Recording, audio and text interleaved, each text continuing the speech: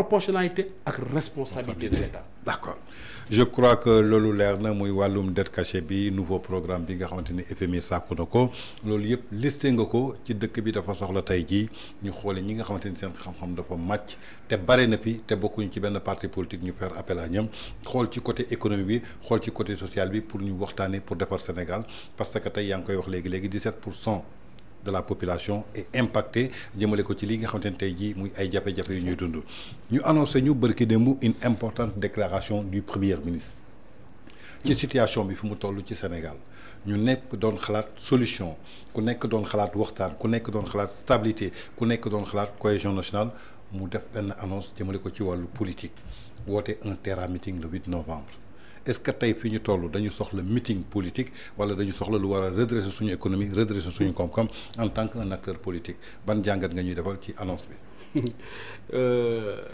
tant gis nga bu ma gisee premier ministre. déjà cadre bi rek.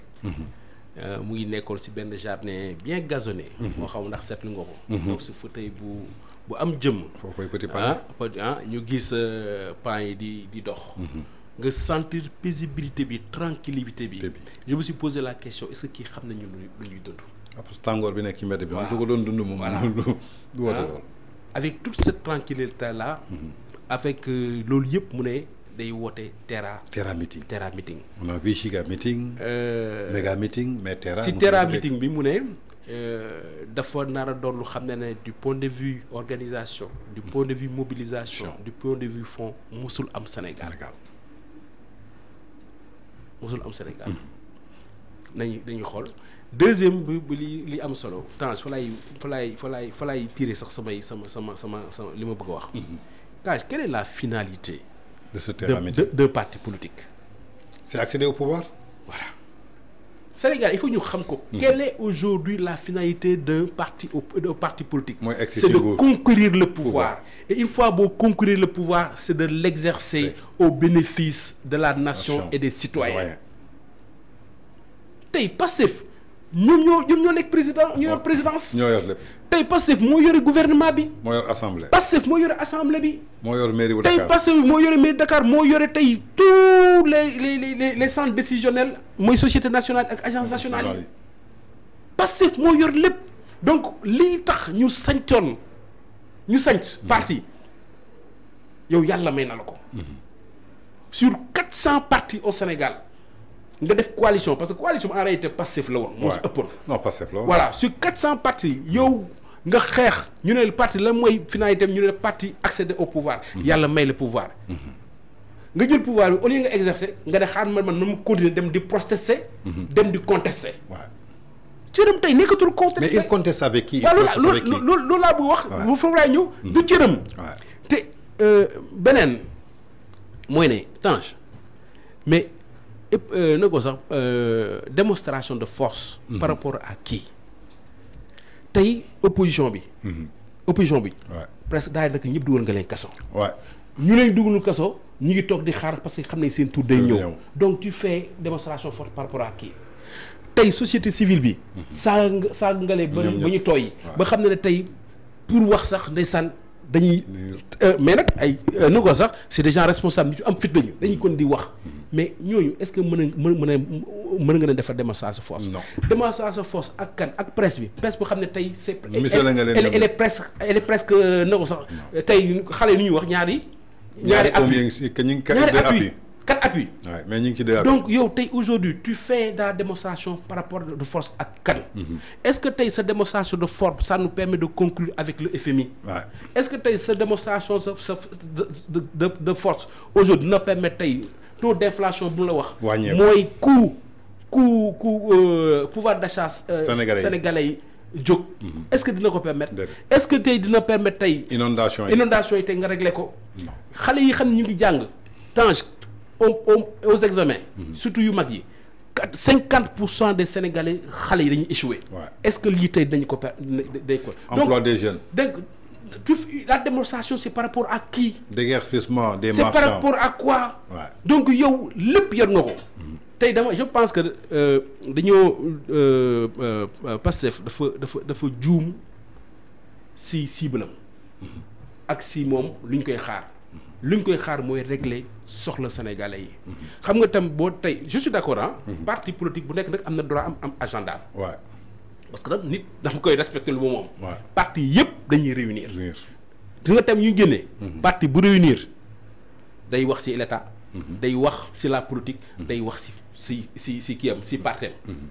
moo tax chaque fois ñoom ñu génne communiqué de presse. chaque jour si nga gis ci journaux yi. nga ne ñu ne la réunion tel parti. secrétariat général bi réunir la voici communiqué bi donc ñoom am nañu droit am seen calendrier ah. moi j'ai pas de problème. mais aujourd'hui yow yaay premier ministre. si tu veux parler de l'État am na koo wax démb c'était tellement pertinent demal demal RTS. nga wax ak Sénégal yi ñu déglu la. si tu veux parler de la politique. bu nekk ak sa parti. wool sa parti ngeen dem seen siège. ngeen waxtaan. parce que am ngeen ci droit conseil national bi. am ngeen ci droit. man je trouve que man pour man. ce méga wala ce terrain parce que maa ngi wàññi yi fi jàmm ce terrain meeting là. n'est pas opportun. parce que sincèrement day mën na indi ay frustration tension sociale bi. ñàkk bu metti bi. ngay taxaw ngay woote te xam ne fépp fi nit dajaloo. alal dugg fa. parce que nit yi dañoo war a déplacer yu ñëw. dañ leen di mobiliser. nit yi dañoo war a dugg ci oto yu ñëw. nit yi xam ne dañoo sori dañ leen war a fat am fu leen di dugal. jox leen ñu lekk jox leen ñu da ngaa war a recruter sécurité bu doy. da ngaa war a joxe lekk bu doy. loolu nga nar ko yàq alors que sénégalais yi ont des difficultés à tirer. na ko sax na ko sax à finir les fins du mois. Est-ce que c'est opportun? Je ne trouve pas que c'est opportun. C'est pas opportun parce que tam également mën na dégénérer. xam nga xol yu metti ak coono bu metti nga gis yenn yi mu nekk à la limite kokkali. mën na indi dérapage. mu indi ay tensions yoo xam ne kenn du ko maîtriser ci. xeex fii xeex à droite. beneen boo xam ne pourquoi moi je c'est pas opportun mooy le contexte sanitaire il y a un risque sanitaire. Il y a maladie du risque. non maladie ak mpox bi. mpox waaye y a la vallée du Rift ñaari feebar a ngi. mu ngi fi di circuler di rey. nga nar a jëlee nit yi ci zone yooyu. ñu dugg ci oto bi ñëw ñu dankaloo. fii déjà am na 28 morts. voilà dégguñu sax mu wax ci. ñu dankaloo donc il y a un risque sanitaire. am na risque tension sociale am na risque sanitaire am na risque sécuritaire mooy lu mu wax nit yi. mu dégénérer.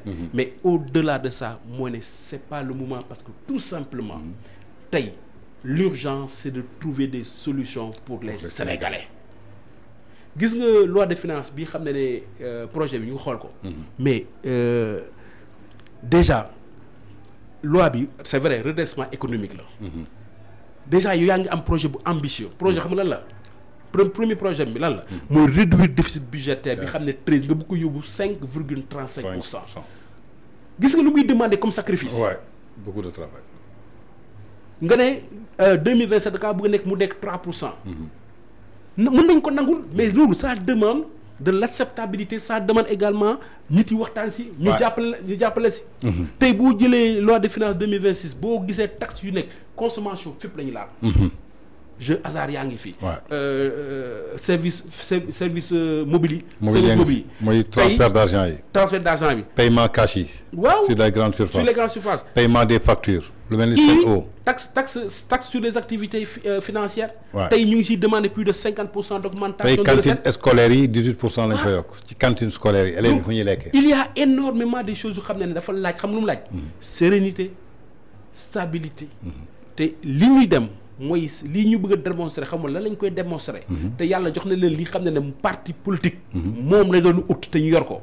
man je ne pense pas que ce soit opportun. d'accord ce sera pas opportun dañuy dugg ci forme bi ndaxte wax nga léegi bi nga déglu discours bu mu wax un terrain meeting depuis li mu musul am mobilisation boobu kan lay woon démonstration de force mais ci biir dafa am benn point bu am solo bu mu wax en tant que chef du gouvernement dinañu waxtaanee li nga xamante ni dafa soxal les actions de l'État.